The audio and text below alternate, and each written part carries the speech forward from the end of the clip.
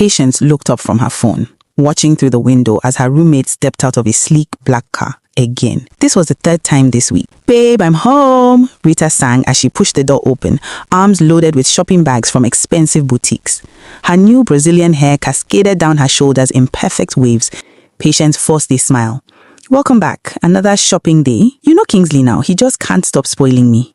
And babe, he upgraded my phone again. The new iPhone just came out last week and he already got it for me." "That's nice," Patience replied, her fingers tightening around her old Samsung phone. She had been using the same device for 3 years while Rita changed phones like she changed clothes. "I told him I liked the bag I saw online, just mentioned it once, and today he surprised me with it. Girl, I'm so blessed. Kingsley said a queen deserves to be treated like royalty." Patience nodded, scrolling through her Instagram feed where Rita's perfect life was displayed for everyone to see. Designer bags, expensive dinners, weekend getaways. Meanwhile, Patience could barely afford to renew her data subscription. "I'm happy for you, Rita," Patience said, though her heart was heavy with envy. Days turned into weeks, and the pattern continued.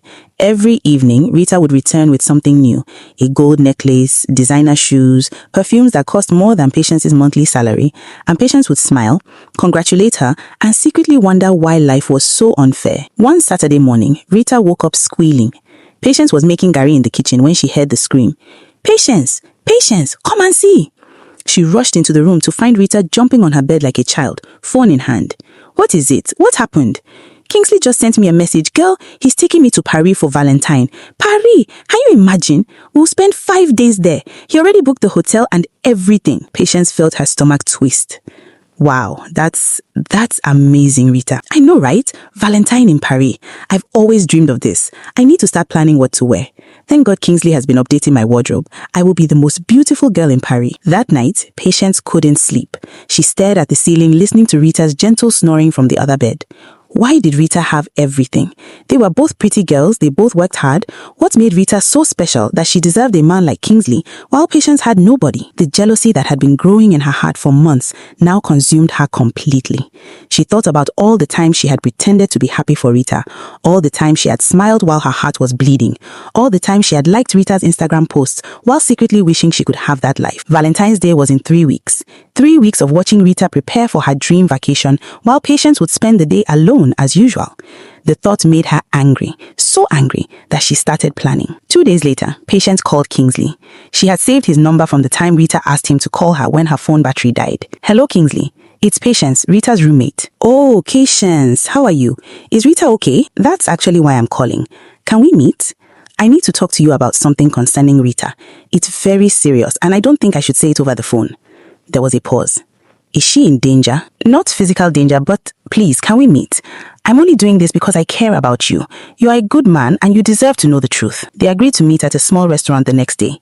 Patience arrived early, rehearsing what she would say. When Kingsley walked in, she could see the concern on his face. "What's going on, Patience? You're making me worried." Patience looked down at her hands, acting like she was struggling with her words. "Kingsley, I don't know how to say this. Rita is my friend, but I can't keep watching you waste your money and love on someone who doesn't value you." "What do you mean?" "She has a sugar daddy, a very rich older man who lives in Lekki. She's been seeing him for the past 6 months. Kingsley's face went pale. "That's not possible. Rita loves me. She tells me everything." "That's what she wants you to believe. To her, you're just the homeboy, the one who makes her feel good when her sugar daddy is busy. All those things you buy for her, she shows them to her friends and tells them her sugar daddy bought them. I've heard her on phone calls, Kingsley. I've heard her laugh about how you think you're the only man." No, Rita wouldn't do that." Patience pulled out her phone and showed him a photo. She had taken it weeks ago when Rita was video calling a male friend. From the angle, it looked intimate, though it was actually just her cousin. But Kingsley didn't know that. "I'm sorry, Kingsley. I really am. But you deserve someone who will appreciate you. Rita is just using you." Kingsley stared at the photo, his hands shaking. "I gave her everything.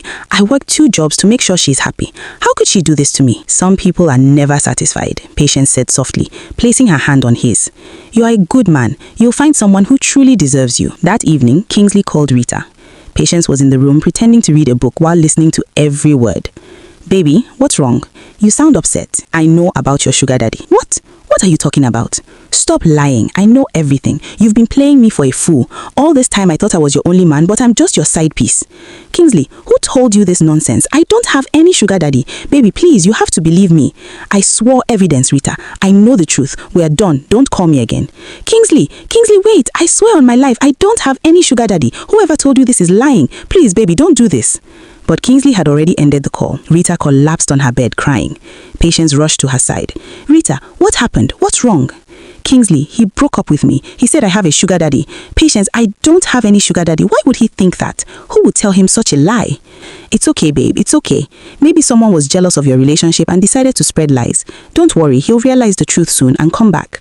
I swore on my life, Patience. I swore, but he didn't believe me. How can he think I'm a cheat on him after everything we've been through? Rita cried for hours. Patience stayed with her, brought her water, made her food, and listened to her pour out her heart.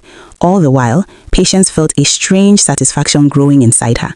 Finally, Rita was experiencing pain. Finally, Rita knew what it felt like to lose something precious. The next few days were hard for Rita. She stopped going out, she barely ate, she would stare at her phone hoping Kingsley would call, but he never did. Patience was always there, playing the role of the supportive friend. Rita said one evening, her eyes red from crying, "I don't know what I would do without you." "That's what friends are for," Patience replied, hiding her smile. The next morning, Patience returned to the room humming a love song. Rita was sitting on her bed, eyes red from crying and lack of sleep. "Good morning, Rumi," Patience said cheerfully, dropping her bag. "Emmanuel treated me so well last night. We went to the club after dinner and girl, we danced until morning. He even gave me extra money for my hair. I'm thinking of doing burgundy braids. What do you think?" Rita stared at her. This was the same girl who had comforted her just 2 weeks ago when Kingsley broke her heart. The same girl who had held her while she cried. Now she was flaunting the same man who broke her heart, not knowing that Rita knew the truth. "Patience, we need to talk." "About what?" Patience asked. "About Emmanuel." Patience paused. "Then I called Kingsley last night. He confirmed that he gave you that necklace. Your Emmanuel is my Kingsley." The room went silent. Patience slowly turned around, her face unreadable. "So what if it is?" she finally said, her voice cold. "He's with me now. He chose me. You lied to him about me. You told him I had a sugar daddy. You told him the truth, that you don't appreciate him, that you take him for granted. That's not true and you know it. I loved him with everything in me." Patience laughed bitterly. "Loved him? You loved what he could give you. The bags, the shoes, the phones, the hair. You loved being the one everyone envied. You loved posting on Instagram and making other girls feel small. But did you ever really love Kingsley the person? How dare you? You destroyed my relationship because you are jealous." "Jealous?" Patience's voice rose. "You have no idea what it's like to watch you live like a queen while I struggle to buy data for my phone. Every single day, you would come back with something new. Every single day, you would shine while I faded into the background. Do you know how many times I had to borrow money to eat because I spent my salary on transportation and rent? But you had everything. That's not my fault. I didn't force you to be jealous. No, but you rubbed it in my face every single day. Kingsley bought this, Kingsley bought that. You made sure I knew how blessed you were and how miserable I was. You made me feel like I was nothing." Tears streaming down her face. "I thought you were my friend. I trusted you. I told you everything, and you betrayed me." "Friend?" Patience laughed again. "You never saw me as a friend. I was just your audience, someone to witness your perfect life and make you feel even more special. Well, now it's my turn. Now I'm the one with Kingsley. Now I'm the one getting the gifts and the attention. How does it feel, Rita? How does it feel to be the one watching?" Rita couldn't speak. She just stared at this stranger wearing her roommate's face. This wasn't the Patience she knew. Or maybe this was the real Patience and she had been blind all along. Patience grabbed her bag. "I'm moving in with Emmanuel next week. You can have this room to yourself. Maybe now you will understand that not everything is meant for you alone." She walked out, slamming the door behind her. Rita collapsed on her bed, sobbing. She called her mother again. "Mama, she admitted it. She destroyed my relationship because she was jealous, and now she's moving in with Kingsley. What do I do?" Her mother's voice was firm. "My daughter, listen to me carefully. You need to let Kingsley go. If he could believe lies so easily and switch to your roommate so quickly, he was never truly yours. But you also need to pray for him because I still believe something is not natural about this. No man changes like that overnight." "But Mama..." "Rita, listen. Sometimes God removes people from our lives to protect us from bigger problems. Maybe Kingsley was not your destiny. Maybe God is saving you from something worse. Let him go. Focus on yourself. And pray for both of them. Because if Patience used juju like I suspect, it will not end well for any of them." Rita spent the next few days in a daze. Patience came back occasionally to pack her things, always glowing, always talking about how wonderful Emmanuel was treating her. 1 week after their confrontation, Patience moved out completely. Rita was alone in the room for the first time in 2 years. The silence was deafening. 2 weeks passed. Then, one evening, Rita's phone rang. It was Kingsley's sister, Ngozi. They had been close before the breakup. Rita, please, I need your help. Ngozi, what's wrong? It's Kingsley. Something is wrong with him. Very wrong. He's not himself anymore. What do you mean? He's like a robot. He only talks about patience. Patience this, patience that. He gave her his ATM card. He took a loan from the bank to buy her a car. Rita, my brother used to be so smart with money. Now he's spending like someone who has been charmed. My mother is worried. We all are. Rita's heart skipped. Where is he now? He moved in with Patience. We went to visit him yesterday, and Rita, you need to see him. He has lost so much weight. His eyes are red all the time. He's always tired. And Patience, she's always there, watching him, controlling everything he does. My mother said it looks like juju. I told him, Rita whispered. I told him Patience was lying, but he didn't believe me. Please, can you please help us? Talk to him. Maybe he'll listen to you. Ngozi, he hates me now. He thinks I cheated on him. He won't listen to me. Please, Rita, try. He's my only brother. I can't watch him destroy himself like this. That night, Rita prayed harder than she had ever prayed in her life. If Patience had truly used juju on Kingsley, only God could break it. The next day was a Saturday. Rita got dressed and went to the address Ngozi had sent her. It was a small apartment in Surulere. She knocked on the door, her heart pounding. Patience opened the door and her face immediately darkened when she saw Rita. What are you doing here? I need to see Kingsley. He doesn't want to see you. Patience, please, his family is worried about him. Just let me see him for 5 minutes. No, leave before I call the police. Baby, who is it? Kingsley's voice came from inside, but it sounded weak, tired. Nobody important. Patience called back. She started closing the door, but Rita pushed forward. Kingsley, it's me, Rita. Please, I just want to talk to you. The door swung open and Kingsley appeared. Rita gasped. Ngozi was right. He had lost so much weight. His eyes were sunken and bloodshot. His skin looked grey. This wasn't the strong, handsome man she had dated. Kingsley, what happened to you? Go away, Rita. But his voice had no emotion. It was flat, dead. Kingsley, please listen to me. I never cheated on you. Patience lied. She made up that story because she wanted you for herself. Please, you have to believe me. She's lying again, Patience said, wrapping her arm around Kingsley possessively. Baby, don't listen to her. She's just jealous that we're happy now. I'm not lying. Kingsley, look at me. Really look at me. You know me. You dated me for 2 years. Have I ever lied to you? Have I ever given you any reason not to trust me? For a moment, something flickered in Kingsley's eyes. A brief moment of recognition, of doubt. But then Patience squeezed her arm and the light died. Leave us alone, he said mechanically. I love Patience now. She's the only woman for me. See? Patience smiled triumphantly. He doesn't want you anymore. Now leave before I make you leave. Rita looked at Kingsley one more time, tears streaming down her face. I'll pray for you, she whispered. I'll pray that God opens your eyes to see the truth. She turned and left, hearing Patience's laughter behind her. That evening, Rita called her pastor. She explained everything and he agreed to hold a prayer session for Kingsley. For 3 days, Rita fasted and prayed. She prayed for God to break whatever chain Patience had used to bind Kingsley. She prayed for the truth to be revealed. On the 3rd day, Patience called her. Her voice was panicked. Rita, something is happening to Kingsley. He's acting strange. What do you mean? He woke up this morning screaming. He said he saw someone in his dream warning him. He's been asking questions about you, about what really happened. He said he wants to talk to you. Rita, please don't come here. Don't talk to him. I'm begging you. Rita smiled for the first time in weeks. God is answering prayers, she said, and ended the call. An hour later, Kingsley called himself. Rita, I need to see you. Please, I think something is wrong with me. I need help. They met at a public restaurant. Kingsley looked terrible, but his eyes were clearer than they had been at his apartment. Tell me the truth, he said. Did you really cheat on me? No, Kingsley. I swear on everything I hold dear. I never cheated on you. I loved you. I still love you. Tears filled his eyes. Then why did I believe Patience so easily? Why did I switch from loving you to loving her so fast? Rita, it's like I've been in a fog, like I've been watching myself do things but couldn't stop. Kingsley, I think Patience used juju on you. He shook his head. That's not possible. Juju doesn't exist. Then explain what's been happening to you. Explain why you gave her your ATM card when you never even let me use it. Explain why you took a loan to buy her a car when you always said you needed to save money. Explain why you look sick and tired all the time. This is not you, Kingsley. He put his head in his hands. I don't know what's happening to me. Sometimes I wake up and I can't remember what I did the previous day.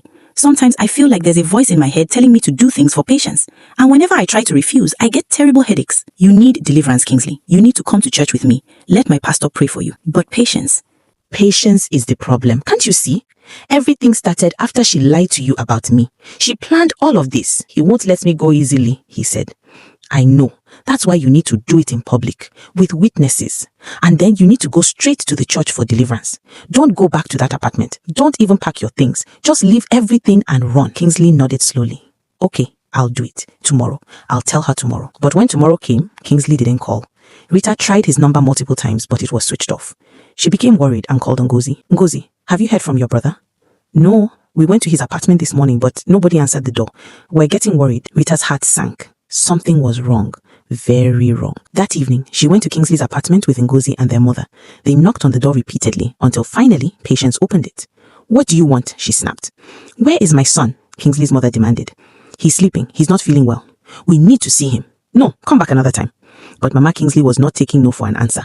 She pushed past Patience into the apartment and they all followed her. What they saw made them scream. Kingsley was lying on the floor, unconscious, foam coming from his mouth. Around him were red candles arranged in a circle, strange leaves, and a calabash with dark liquid inside. What have you done to my son? Mama Kingsley screamed, rushing to Kingsley's side. He's fine. He's just sleeping, Patience protested, trying to blow out the candles. But Rita saw through her panic. You are performing another ritual on him, weren't you? He wanted to leave you, so you are trying to bind him stronger. I don't know what you're talking about. Ngozi was already calling an ambulance. Mama Kingsley was praying over Kingsley, commanding every evil spirit to leave her son. Patience tried to run, but Rita grabbed her arm. You are not going anywhere until you confess what you've done. Let me go. Confess. Tell us the truth. Maybe it was the anointing from Mama Kingsley's prayers, or maybe Patience's conscience finally caught up with her, but she suddenly broke down crying. I'm sorry. I was just jealous. I couldn't stand watching Rita have everything while I had nothing. I went to a babalawo in Badagry. He gave me a charm to make Kingsley fall in love with me. He said I needed to feed him with the potion every 3 days to keep him under control. I swear I didn't mean to hurt him. I just wanted to experience what Rita was experiencing. I just wanted to know how it feels to be the special one. You used juju on my son because of jealousy? Mama Kingsley's voice was shaking with anger. Do you know you could have killed him? Do you know what you've done? The ambulance arrived and rushed Kingsley to the hospital. The doctor said he had been poisoned slowly over time. If they had found him a few hours later, he would have died.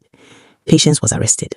During police interrogation, she confessed everything. How she had been jealous of Rita from the day they became roommates. How she would pretend to be happy for Rita while cursing her in her heart. How she had sworn that she would not spend another Valentine's Day alone, no matter what it took.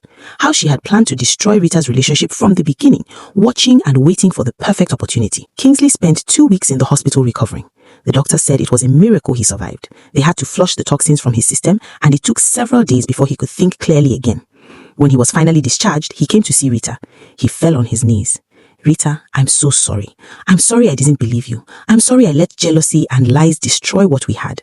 I'm sorry for everything. Rita helped him stand up. Kingsley, it wasn't your fault. You were under a spell. But we can't go back to how things were. Too much has happened. I know. I'm not asking you to take me back. I just wanted to apologize and to thank you.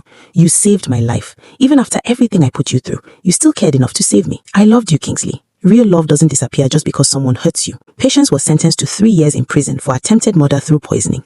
As she was being taken away, she looked at Rita one last time. I'm sorry, she whispered. I let jealousy destroy me. I destroyed myself trying to be you. Rita watched her former friend being led away in handcuffs. She felt no joy, no satisfaction, just sadness. Sadness that someone could hate themselves so much that they would destroy another person's life. 3 months later, Rita met someone new. His name was David and he was nothing like Kingsley. He didn't buy her expensive gifts or take her to fancy restaurants, but he valued her. He respected her. He loved her for who she was, not for what she looked like or how she made him look. Now, she had learned that Valentine's Day was not about expensive trips to Paris or designer gifts. It was about genuine love, authentic friendship, and most importantly, being content with your own journey without comparing it to someone else's. Patience had been so desperate to have what Rita had that she destroyed both their lives in the process. But Rita emerged stronger, wiser, and more grateful for the real blessings in her life. As for Kingsley, he used his second chance at life to become a better man. And Patience? In prison, she finally had time to think about what her jealousy had cost her. She had lost her freedom, her future, and her friend, all because she couldn't control her envy. She would spend the next 3 years learning that the grass is never greener on the other side. It's greenest where you water it.